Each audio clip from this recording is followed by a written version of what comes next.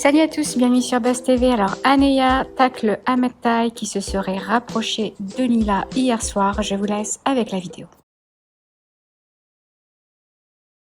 Ce monde, il dégoûte.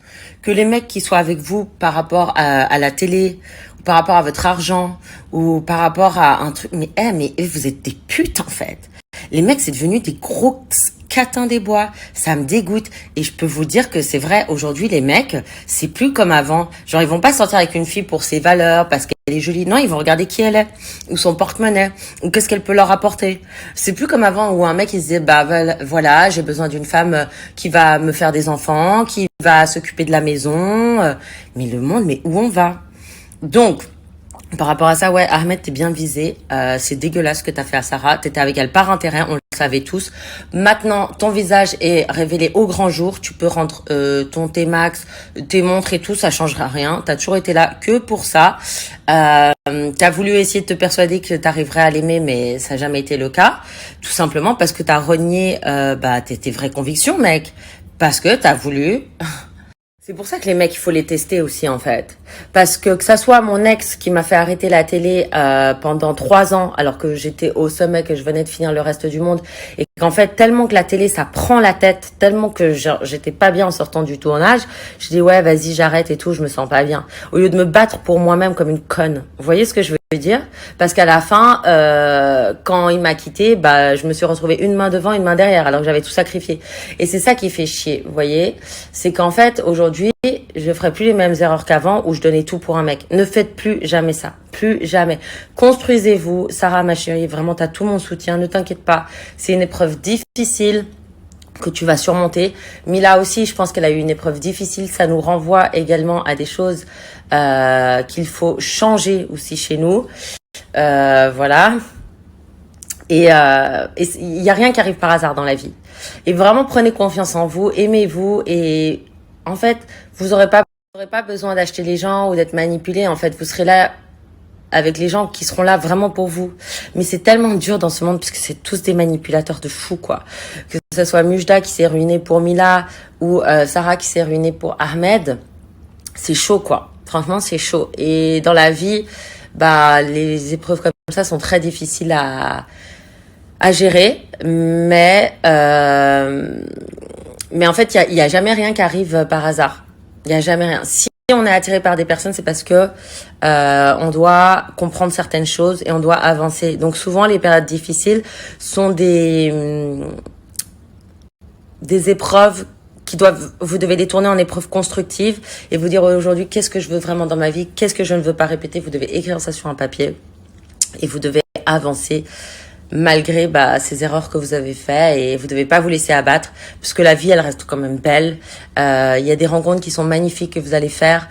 Vous allez pouvoir reprendre confiance en vous et vous entourer vraiment de gens qui sont justes et arrêter de comparer les influenceurs par rapport à leurs followers. Ça veut rien dire, c'est de la merde. Ça, regardez ce qu'ils ont dans le cœur.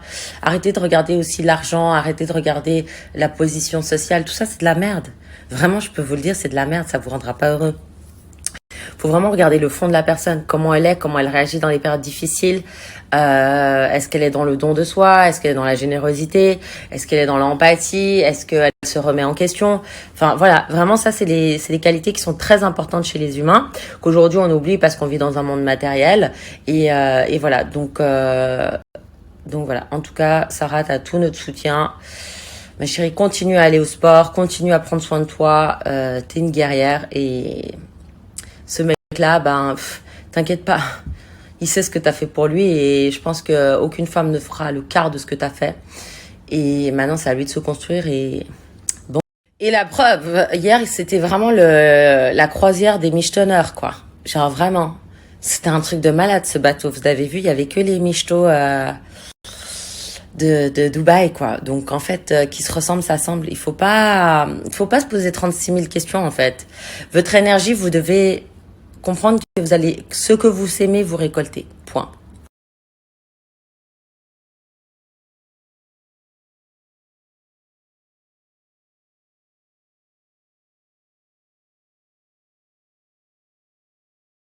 Que vous savez pas. Quand vous me dites, ouais, mais pourquoi toi t'es toujours toute seule? Ouais, mais toi tu l'ouvres tout le temps, t'as 100 followers. Eh, je m'en bats les couilles, même si j'ai un follower, je prendrai ma voix et j'exprimerai ce que je pense. Ça vous va? Vous êtes dans un monde irréel. Qu'est-ce que je m'en bats les couilles des followers? Je peux en avoir 3 millions demain. Est-ce qu'ils vont me suivre? Est-ce qu'ils vont m'aimer? C'est ma famille, ces followers? C'est eux qui me donnent à manger? Non, non. Même vous, vous me donnez pas à manger, hein, ma communauté, même si je vous adore. Moi, je fais d'autres business, hein. C'est pas les réseaux sociaux, mes business, hein. Je crois que vous avez pas compris, hein. Je fais beaucoup, beaucoup de choses. Et je suis toute seule, pourquoi? Parce que je fais que bosser. Je fais que bosser, tellement que j'ai été déçue. Vous croyez que moi, j'ai pas été utilisée, malgré ma beauté? Hein? Tout le monde utilise tout le monde. Si vous êtes une bande de merde. Et c'est pour ça que ça m'énerve. Parce que Ahmed, il a utilisé Sarah parce qu'elle était complexée. Parce que oui, elle a des formes. Oui, elle est complexée. Oui, elle aime les toy boys. Oui, elle aime les beaux garçons. Oui, Ahmed, il est très beau. Certes. Eh ben, il a niqué son cerveau.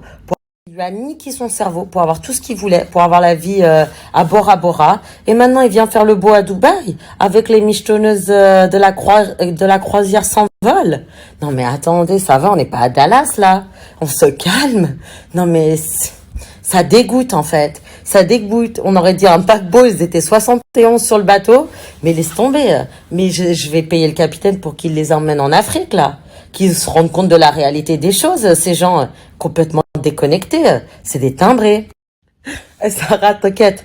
Au lieu de dépenser ton argent dans les bijoux, dans le T-Max, donne un peu d'argent, on va payer le capitaine, il va les déporter. Ça me dégoûte, ces gens. Je vous jure, ça me dégoûte. Ça me dégoûte. Je crois que je vais appeler limite la Croix-Rouge pour qu'ils s'en occupent. Eh, mais la vérité, franchement, ça dégoûte pour un bracelet et un T-Max, quoi. Mais battez-vous pour vous-même. Vous n'avez pas compris que c'est Dieu qui donne. Si vous méritez de faire quelque chose, Dieu, il vous le donnera. Arrêtez de niquer les gens parce que vous pensez qu'à vous. Pensez aux autres. Soyez dans le temps de vous-même. Je sais pas, genre limite, je crois que je vais ouvrir une église pour vous apprendre c'est quoi la vie. Parce que les gens, vous êtes complètement déconnectés. À force de regarder les réseaux, les marques et tout, ça vous monte au cerveau. Vous êtes complètement là. Shoot et shoot. Ça pète un câble. Allez. Manger un biscuit, puis ça ira mieux chez bonne maman. On dirait que les gens, ils ont plus de cerveau. On dirait qu'ils ont un centre commercial à la place du cerveau. Genre, ils voient Balenciaga, Dior, là, il y a Louis Vuitton. Non, mais ça va ou bien? Non, mais vous avez vu Dylan, franchement? Enfin, avec ses chaînes, là, il s'est pris pour un rappeur et ses vestes élevées, là. Non, mais attends, t'es pas dans la GLC Family, mec, on redescend. Le mec, il était en Afrique, limite, il avait un pantalon troué. Il revient à Dubaï, et sur limite, il se métamorphose en caméléon. Mais soit t'es simple, soit tu l'es pas. Pourquoi tu fais des jeux quand tu changes de continent? Je comprends pas ça. Eh, mais vraiment, il y a un truc qui tourne pas rond chez vous, hein.